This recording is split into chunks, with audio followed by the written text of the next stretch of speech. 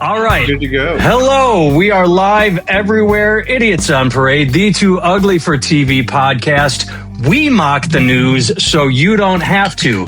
I am Nathan Timmel, stand-up comedian in Iowa City, wearing a muscle tank from Aruba. With me, as always, is Jake Vevra, stand-up comedian in New York City. Hello, Jake.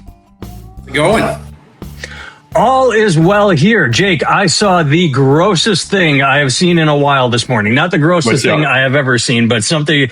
I left my house. I was backing out. I was driving out of my driveway, and I took a glance to the side and saw the big compost bin we have. And overnight, it just exploded with maggots. There were more maggots than I've ever seen. Good, man. Just crawling all over it. It's like, this is what we get for trying to do good by nature and not just throwing shit in the garbage. But I'd rather have them outside than in our house. But yeah, I opened my day, so I went and got some Dawn or Palmolive and washed them out into the sun so they can. You try to do the right thing, the hippie stuff. That just feels good. I like the idea of it. Let's eat granola bars and save the planet, and then your fucking place is covered with bugs, and you got to dump chemical sludge on it. It's just yes. It's the way it is, man. You know.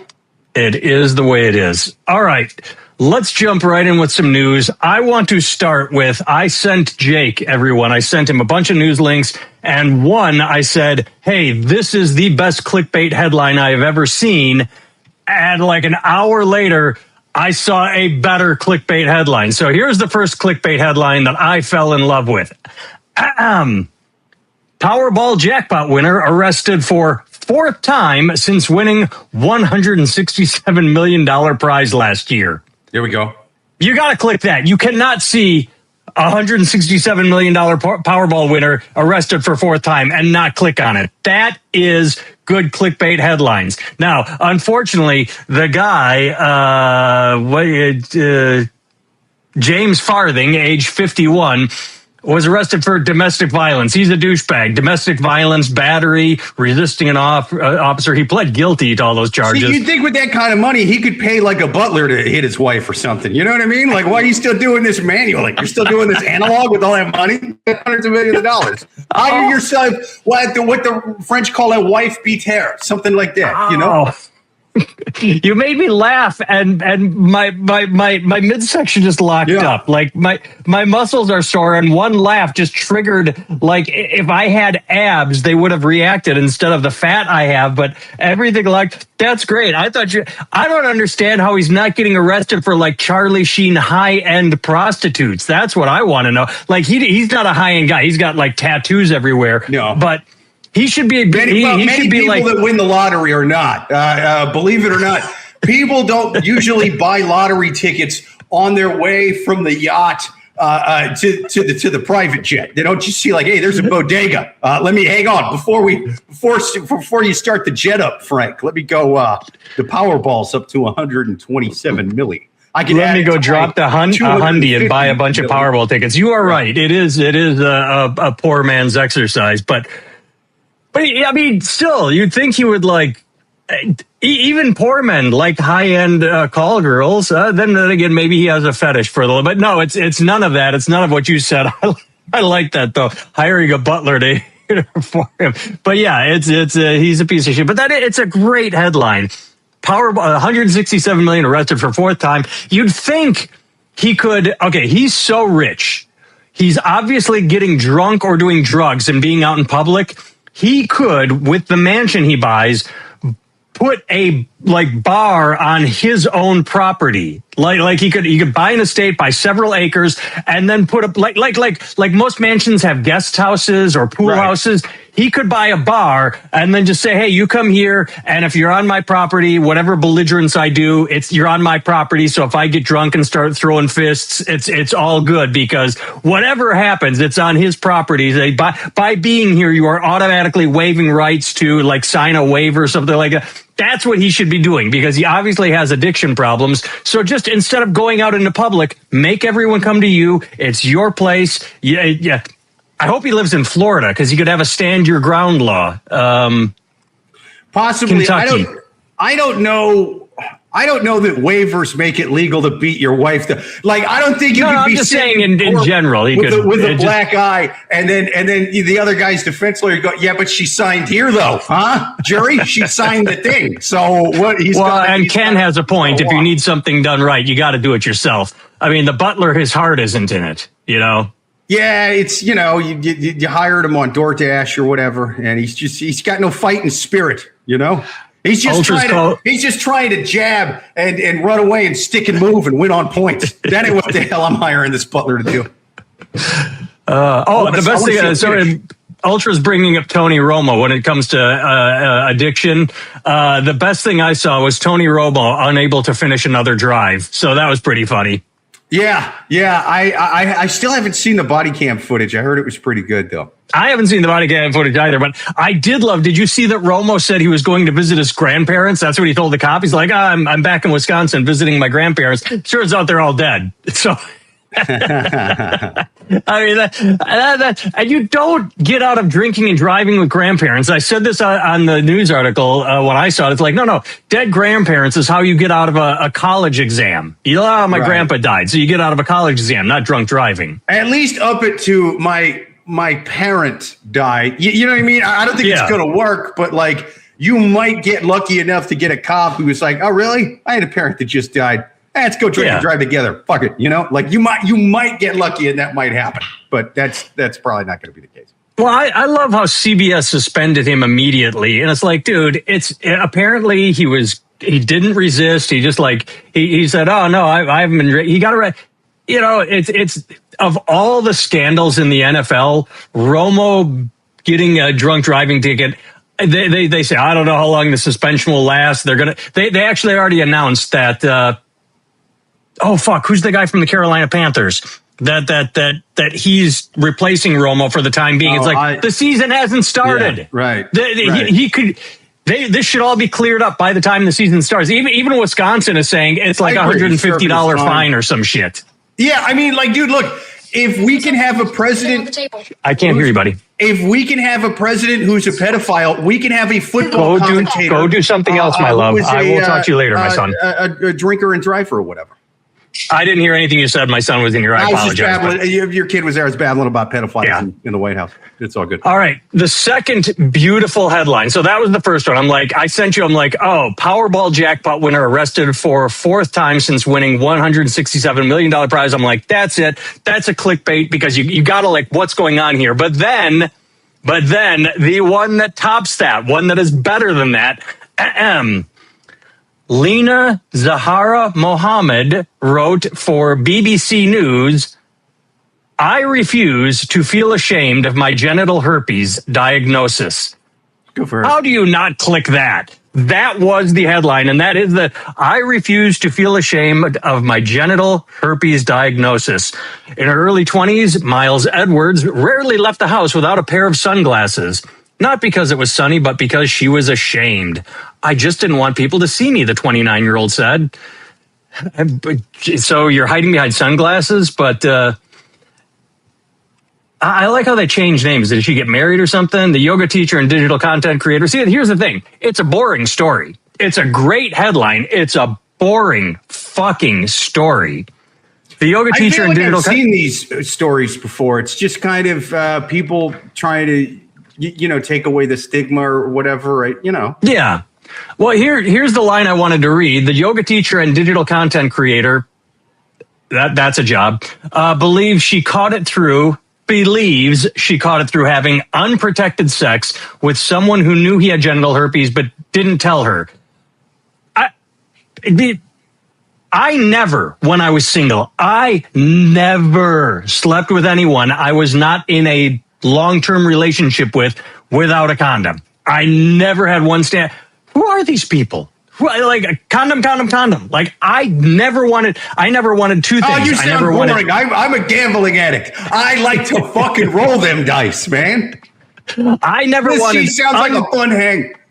I never wanted accidental pregnancy. I never wanted to have to write an article that said, oh, now I have herpes. I mean, I feel bad for her, but it's like that sentence right there. That's because you don't have the brave fighting spirit of this woman. She wears those blisters like a non-vet wears a Purple Heart with fucking pride and honor. She served her community. You know what I mean? She served her nation by giving us a good time. God bless her. Well, she gave one person a good time. That was probably more. Let's be honest. She seems like a fun hang. Most people can't see your genital herpes unless you have a super tight camel toe. See, that's a good. You have the lip herpes, and sister got a blister. Sister got a blister. That's a good name for a band. What are you doing tonight? I'm going to see Sister Got a Blister. Oral herpes transfer. See that? It's just the gift that keeps on giving. It's just I never have protected sex, but I take in gynecology. Yeah, I don't know. Maybe it was me, but even from an early age, I knew that if any woman was sleeping with me, I'm not special. There is nothing special about me. Look at this tan line. Who wants to see that? No woman wants to. So it's like, okay, if she's sleeping with me, God knows what she's done. I'm wrapping it up. So that's how I felt. I'm on this lady's side. You know what I mean? Sometimes you got a condom, sometimes you don't. You know what I mean? She's drunk, she's high. I always had one. Always. And if you don't, you say no. Not everyone's an alcoholic like you, though. What are you, Nancy Reagan? You just you rub the little rabbit's foot. You enter, you do your thing, and you hope for the best. Perfect band name for Abby to fuss over. Was that the one that quit or got fired or got into it with Mark Harmon and then touted her big comeback show and that bombed and nobody ever heard from her again? I never watched the show, but well, is there anything else in the article? I want to go back to that. She believes what were her other options? It was either the unprotected sex I had or the toilet seat or what she believes. Were there other options?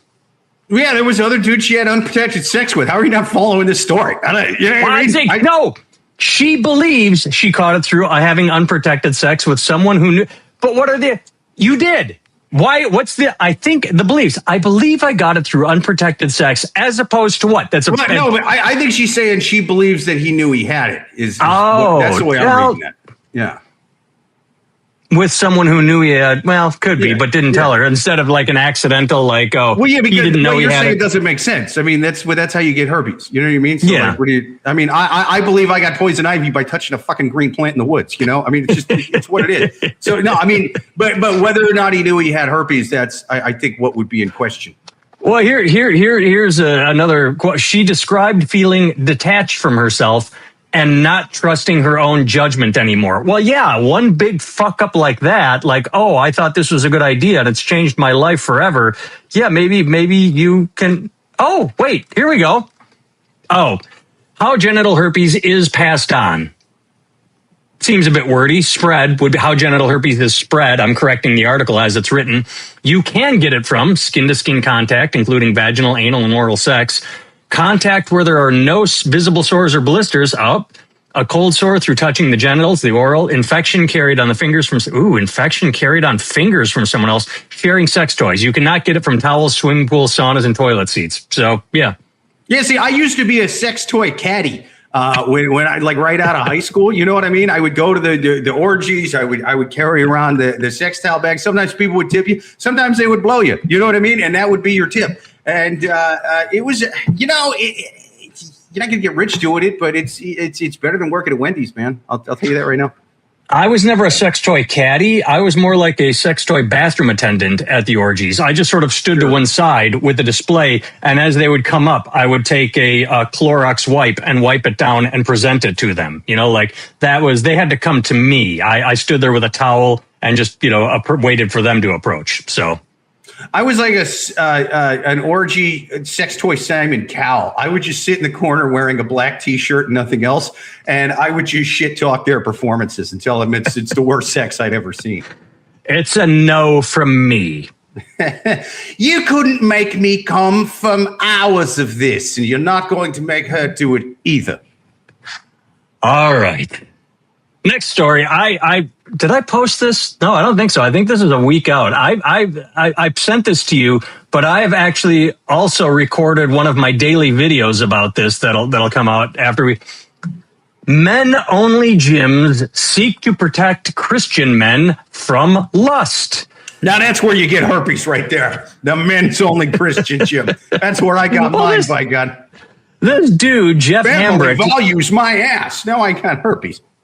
This dude, Jeff Hambrecht, he's an addict. He says that he was addicted to adult websites. I don't want to say the P word. He was addicted to alcohol and pills. And he said that when women are at a gym with men lust after them, have affairs with them, and destroy their marriages. That's called projection. You did that. I go to a gym with women all the time. And when I see an attractive one, do you know what I do? I go, wow, she's hot. And then I keep working out. That's it. I don't do anything else. That's where it ends. I go, well, she's attractive. There's nothing more. You can acknowledge like, wow, I find her desirable without doing anything about it. You can just go on with your day. I do it all the fucking time. So I love the idea that because he can't keep in his pants or because he has to approach it.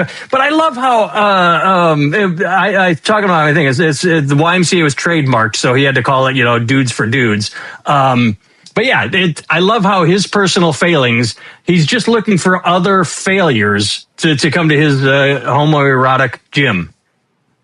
Yeah, well, I'm actually, just like the last article, I'm on this guy's side, not yours, because if you actually read the last article, she got herpes from a Christian dude with Bible quotes tattooed all over himself at the gym. That's, you know what I mean? So I don't think it's a coincidence. I don't think it's a coincidence these two articles came out around the same time. That's true. There was something else. Let me click back on. God gave Mary a fetus that was the son of God.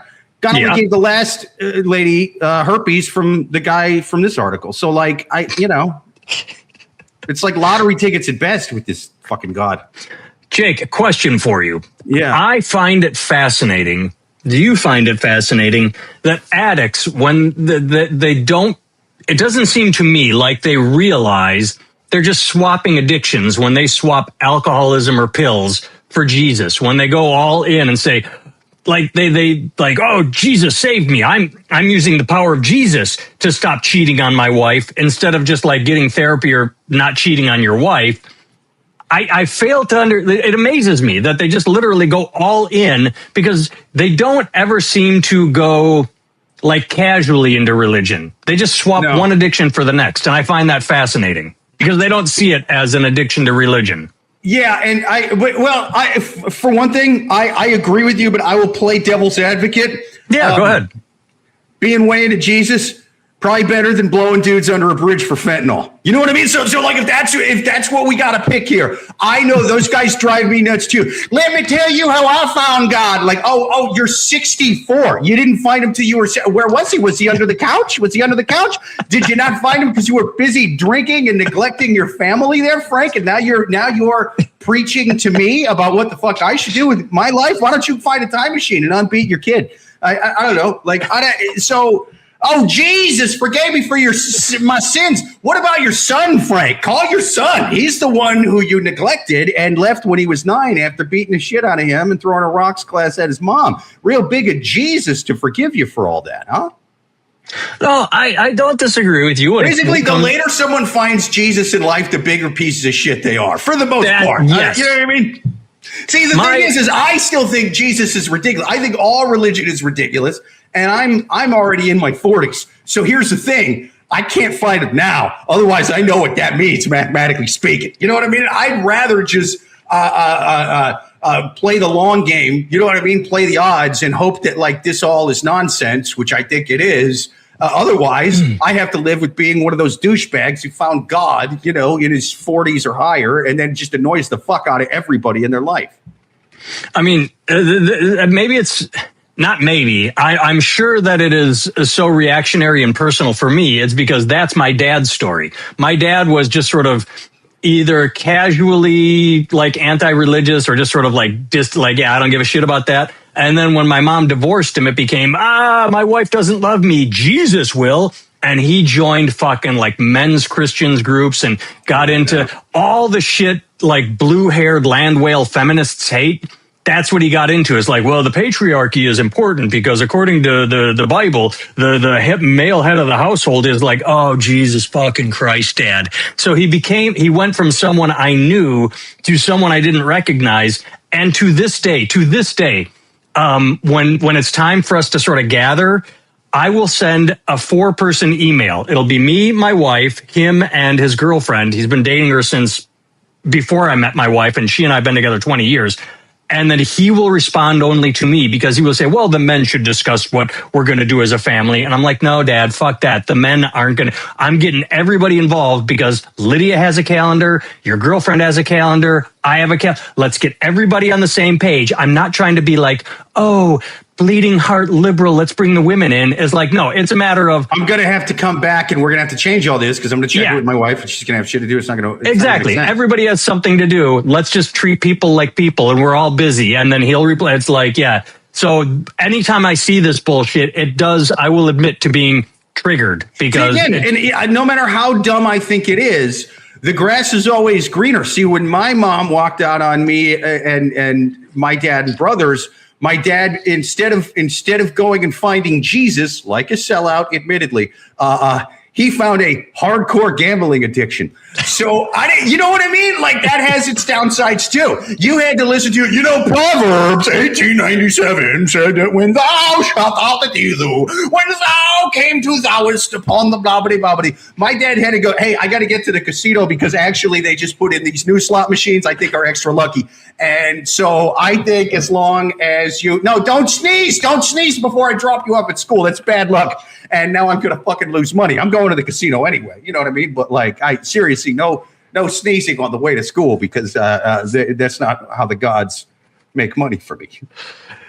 True. We all have our histories but I guess shut up about your savior. That's it. Everybody live your own life and leave it as is. But no, I hear no you, one man. seems to be able to. But it's always the people who find it later in life. Yeah. Who can't, like the people who were born going to church every day and they just kept doing it. And they tend to be like, hey, whatever, man. Yeah, that's my thing. But if it's not your thing, like whatever, because they think it's kind of pointless. They've probably realized at some point throughout their life, proselytizing to some godless heathen dickhead like myself is just a waste of both of our times. And like, why do it? You know what I mean? Yeah. Whereas the dude who found it later in life, he's trying to make up for lost points. You know what I mean? Like he knows he's fucked around and done enough of that shit. They said not doing that book, not once or twice in college, but for decades. So now he's got to get back. No, I got to go. Jesus, let me spread the good word. Let me spread the good word so that hopefully I make it into the gate, And I don't know. I think they're just trying to make up for lost time.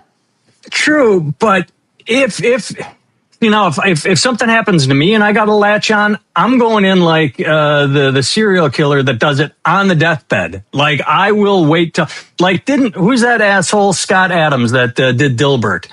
He said that right as he was dying of whatever the fuck he was dying of, cancer, that he was gonna do some Jesus shit right there at the end because he's like, well, I'm dying, so I'll just hedge my bets. That's how I'll do it. See, I think that's sellout shit, dude. I'm not doing it because look, who I feel bad for? It's like, look, if I'm wrong about this, I think we're basically just monkeys that got real smart, figured out how to make things work. I don't know about smart, but I agree with the monkeys part. Yeah, but we're smarter than most other monkeys. You know what I mean? We throw slightly less of our shit at each other, and it's what it is. But so I think that's basically all it is. I think that when you die, it's like before you were born, you just fucking go to sleep and nothing. You know what I mean? Yeah. I get, but here's the thing. I'm not all like, I know I'm talking shit about religious people, but I don't view what I'm saying as some intellectual position either, where I kind of used to be a fucking douche like that. Yeah, you know I don't view it as absolute truth. Like, you must follow me. Right. Like anybody going, like it's real easy to point out how horseshit the Noah's Ark story is. But then when they come back at you with the bigger questions like, hey, what happens when you die? Me shrugging on, I don't know, probably nothing. Let's have another drink and fucking have a good time. Like, that's not what happened before the Big Bang. Fuck, I don't know. Probably people was thinking about fucking. I don't know. Like, I don't know.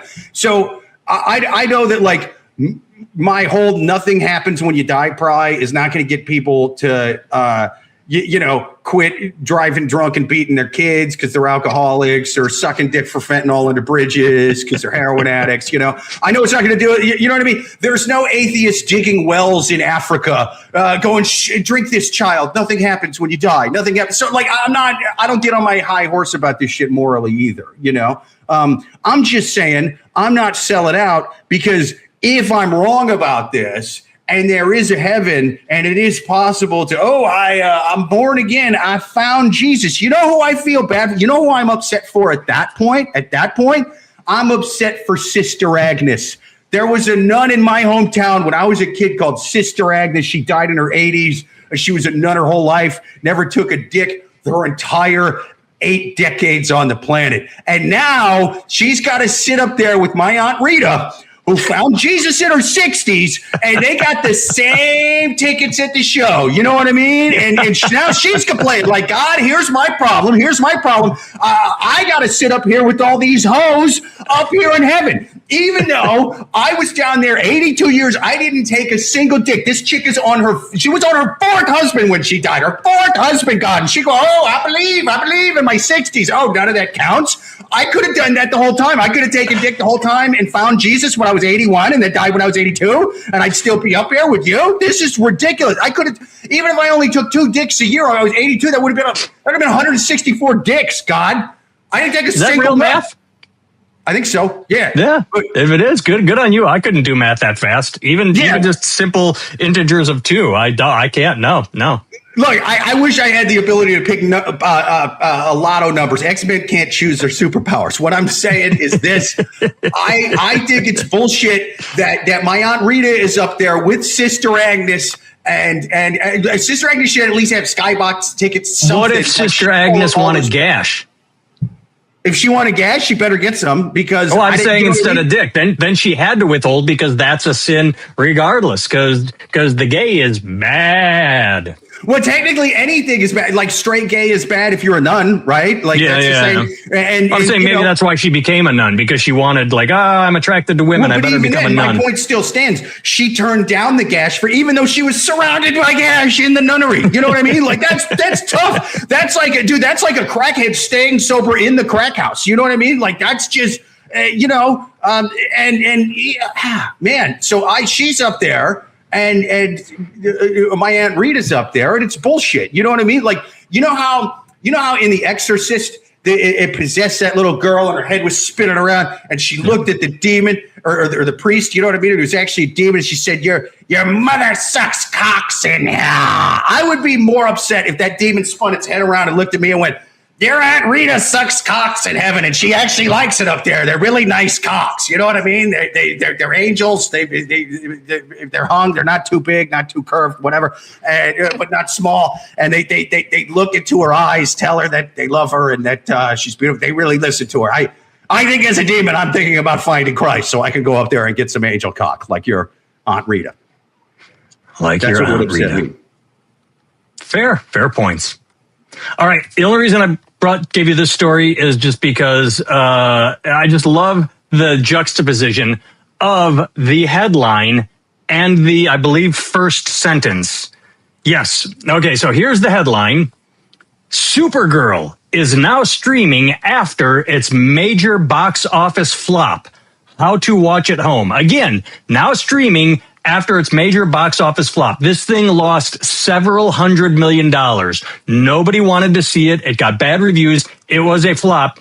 First sentence, after flying into theaters in late June to a disappointing box office performance, Supergirl is finally making its way to home audiences. Why are you throwing a finally in there? It was just out last month. It was out for 1 month. It bombed. And they're saying like, oh, it's fine. That's like Oppenheimer or The Odyssey, where it's a blockbuster, but Nolan writes into the contract, you cannot put it on home video. You cannot release it to streaming for 100 days. It has to have a 100-day theatrical window. This one had less than 30 days, and they're saying, hey, this movie nobody wanted to see is finally available in theater. I just love that juxtaposition of admitting it's a flop. Nobody wanted to see it, but it's finally available for everyone that doesn't want to watch it at home. I just love that sentence is all.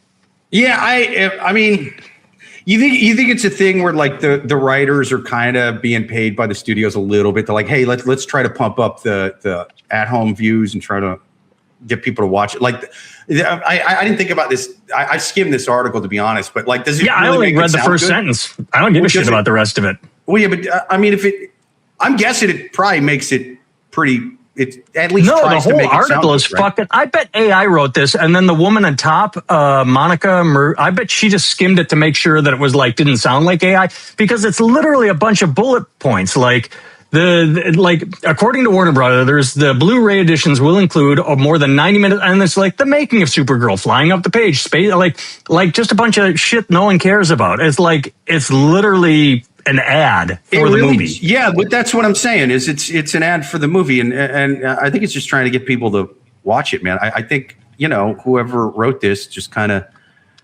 basically what I think it is I think they're on the payroll of Big Supergirl, and this scrolling to the bottom, it doesn't have a number, but it does point out Warner Brothers will stream on HBO Max. Like typically there's a 77-day window or 84 days, but it's like this is for Weapons, which was a hit, One Battle After Another, which was an Oscar winner, Wuthering Heights. Like it's got big numbers, 77 days, 84 days, 77 days. This is hitting, you know, after I said like it was released in June and it was available to watch at home in July. Now we're recording in August, but this is like there was no waiting. It was like, oh shit, it bombed. Just put it into homes and see if we can get any money off it.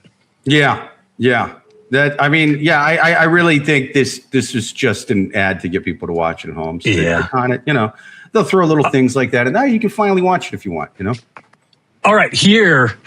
This is my favorite story. This is the story we all wanted. Oh, okay. Before we move on to your favorite story, we forgot something we kind of got sidetracked with the men only gym thing. Oh, sure. So did you read the Proverbs thing that they had in there? Yeah, I did. Proverbs, it says both 27:17. Yeah, it said both male only gyms take inspiration from Proverbs 27:17, which says, as iron sharpens iron, so one man sharpens another. Like, dude, come on, man. Like, see, here's why right-wing Christians need more gay friends. Because if they had one gay friend, thing I've ever heard. One gay friend, like the gay friend would be like, hey man, like this, I hate to break it to you, but like this men's only gym sounds gay. And they might at first be like, oh, no, fuck you, dude, you're gay. No, I'm not saying it to be like, oh, you're gay, you're a Chiefs fan, that's gay. No, I mean, like, this is literally, like, it's literally sounds gay. It literally sounds like a Grindr ad. Like, this is, you know, it sounds like dudes are going to be, and even, I know the obvious thought is like the dudes making this gym are dudes in the closet or whatever. I doubt they are. I think the dudes actually making it think that this is a serious thing, and I think it's more about like, kind of like Mike Pence has a thing where he won't eat lunch with a woman alone. He already admitted up front that he, you know, like lusted after. Like I said, I see beautiful women all the time. I look at them and go, oh, impressive. I like that. And then I carry on with my day. I don't like obsess over so that he's the guy that was like, oh, she's hot. Oh, she's really hot. Oh, I'm going to go talk to her. Yeah, I'm going to cheat on my wife. Burqa over her because I can't control myself. Yeah, because I can't control myself. So yeah, burqa her up. So the leadership, I think, are straight dudes that are just super conservative Christian guys or whatever. Now, the people signing up for the gym, that's where I think they're going to have a problem. And that's where I think they're if they had the one token gay friend at the right-wing Christian barbecue, he would tell them like, hey, man, there's going to be a lot of dudes fucking in the steam room. It's what it is. It's a men's only gym. It's you have like a gay placard about one man sharpens another, and it's I know you guys are way into Jesus, the family values thing. Like, that's not who's showing up to the gym, bro. True. I want to go up to something really quick here. Sophie, can get it? Nope, not that one. That one. New writer-director. The director of Supergirl. I can't remember his name, but when I looked it up, when I said, oh, what's his resume? I turned off 2 of his movies before finishing them because they were so bad. And one that I finished all the way through, I don't know why I finished it because I just sat there the whole time waiting for it to get good and it didn't. And I was just like, so yeah, the director really fucked up Supergirl. All right, here's my favorite story. And thank God this happened. I mean, maybe, you know, for an atheist, maybe there is a God. I suppose I will, my determination of whether or not there is a God depends on the outcome of what happens here. Afroman sues deputy who sued him after winning defamation case.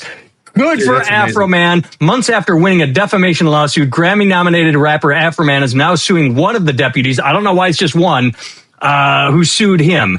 They raided his house on a drug and kidnapping warrant. No charges were filed. And then Afroman used his own security footage to make viral diss track music videos. 7 deputies filed a defamation lawsuit seeking $4 million. He claimed freedom of speech. It was the greatest trial of all time. He was the best witness on the witness stand. And now that he won, he is turning the tables, suing one of the deputies. Again, I don't know why it's only one. He claims the suit was malicious, baseless, and filed just to harass him, which it was. He's seeking damages under 4 claims: malicious prosecution, abuse of process, intentional infliction of emotional distress, and torturous interference with contract. I have not heard torturous interference since the movie. Oh, fuck. Michael Mann directed it with The Insider with Russell Crowe and Al Pacino. Great movie. But yes, good for Afroman. I hope Afroman wins. I hope he goes after all the other officers that sued him. This is the lawsuit I want to see. Oh, yeah. I mean, it seems a bit much until you actually go back and kind of look at the footage and just see that, like, hey, what Afroman was asking for in the beginning was very reasonable. He just wanted the money back that was stolen, his door repaired, and an apology.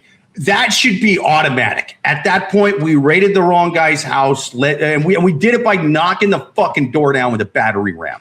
Let's just fix the guy's door. I mean, you know, come on. We live in a society. Let's issue an apology. Fucking brown shirts walking around just fucking with our civilians. I mean, at least, we kind of do with ICE, but we shouldn't. Ideally, we live in a free society. So if the law enforcement fucks up like this, they should at least have to, the city should have to repair what they damaged. You know, I get that, and I'm not one of those just automatic anti-cop things. Everything they do is evil, and if they make a mistake, they should be fucking crucified for it or whatever. I mean, depending on what the mistake is. You know, this is an honest mistake.